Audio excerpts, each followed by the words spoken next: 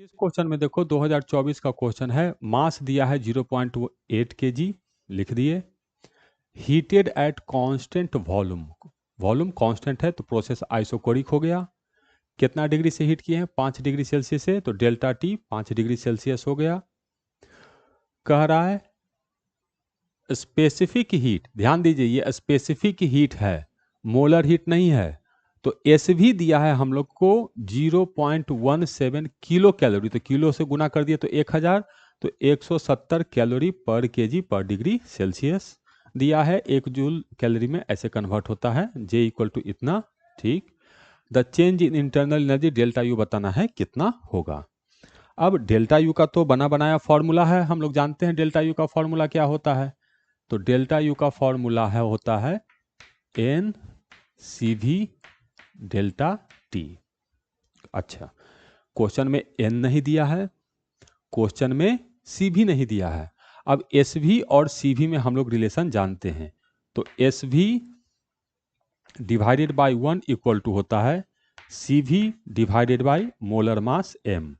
तो C V को मैं लिख सकता हूं molar mass M into S V, लिख देते हैं।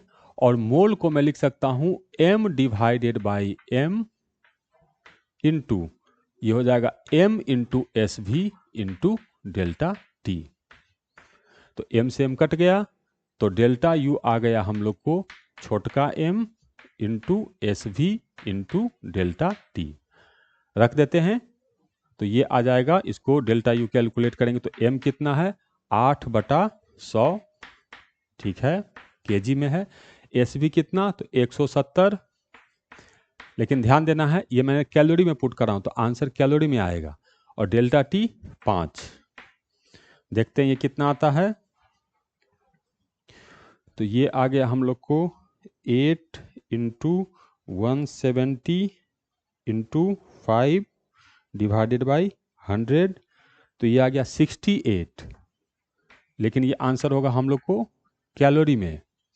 अब 1 कैलोरी इक्वल टू होता है 4.18 जूल, तो इसको मल्टीप्लाई करेंगे 4.18, तो ये आ रहा है हम लोग को 284 जूल के अराउंड। तो करेक्ट आंसर है हम लोग का ए।